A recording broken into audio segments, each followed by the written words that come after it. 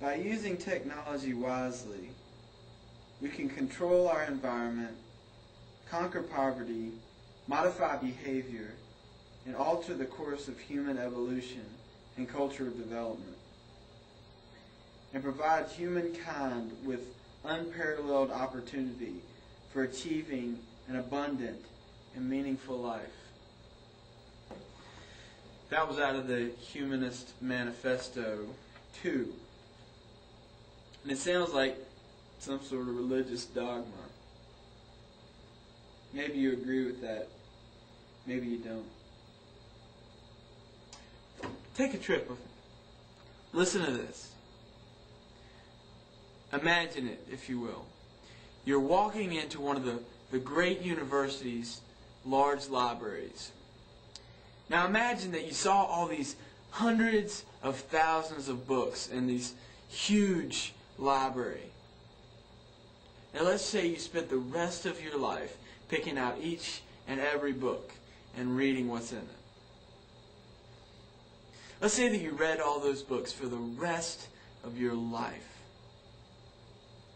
How much knowledge from that library do you think that you own and can recall?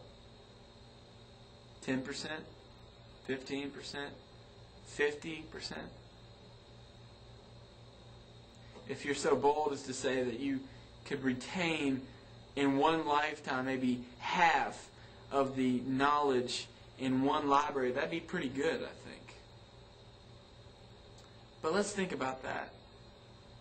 One library, and you maybe know half of the information there. How many other volumes of books have been written in other languages and other places? How many websites and how many studies and lab researches and scientific journals and things have you not read? Consider how much information you really know. Let's say a human spends every waking moment of his life, which none of us do, but every single waking moment of his life trying to retain as much knowledge of the universe as possible. How much do you think that we would have accomplished by the time that we die? My guess? Maybe 1%. Maybe even less. Simple fact of the matter is, knowledge is almost ever abundant. It's hard to get a grasp on it, isn't it? Let me put it to you this way. Did you know that 25 years ago, in any evolutionary class or any biology class or origins class, almost all of the facts that they taught 25 years ago have been disproven or modified or changed? That means every 20 years, the whole idea of evolution and progression changes.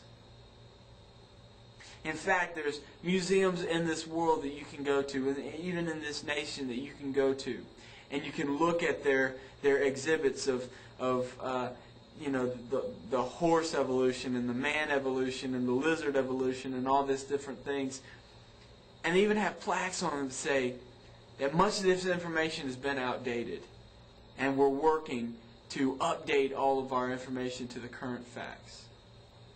You know what that means? That means probably the things that you're defending right now, if you are a part of one of those that believe in technology and the evolution of mankind to an abundant and meaningful life, just like the Humanist Manifesto said, that you are trusting in something that in 25 years most likely will look completely different than what you're trusting in right now. And that's okay with you. Or is it? I've already demonstrated how, in some of my other videos, how the core reliability of the New Testament and the Old Testament has stayed the same for 2,000 years. People believe the same things that they were instructed to believe by Paul, Peter, Jesus. You know that they've never had any problems. pretty interesting to me.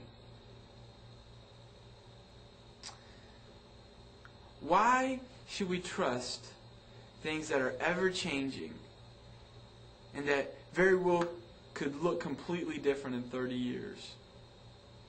Why don't we want to trust the things that have never been wrong? There's a story in Genesis chapter 11, about people who come up with a new technology. It might sound a little absurd when I say technology, but they were able to make bricks instead of stone, bake them. And they were able to use tar to bind the bricks together and to build houses. What did they do? They finally had this new, unbelievable technology that built them houses that could last for a long time. And they decided to build a tower that reached to heaven. I find that the story of Babel, the Tower of Babel, has a lot of parallels with what's going on in the culture today of progressive and humanist agendas. That we've got this new ability to hold on to technology and to hold on to science and to information. And that we think that we have so much of it that we can somehow make a name for ourselves and make ourselves in a meaningful and abundant life.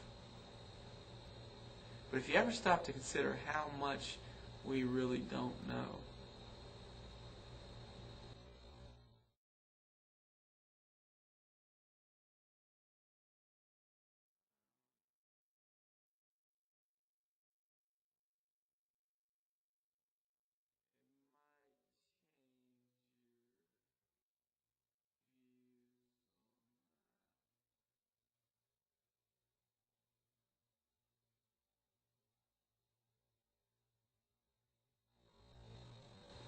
I want you to respond about what you think technology could mean to us, how much information we really know, and how much we would need to know to make decisions on our future. And why maybe you think it's better to trust information that is ever changing than a book that still doesn't change. I'm interested to hear about that. Thanks.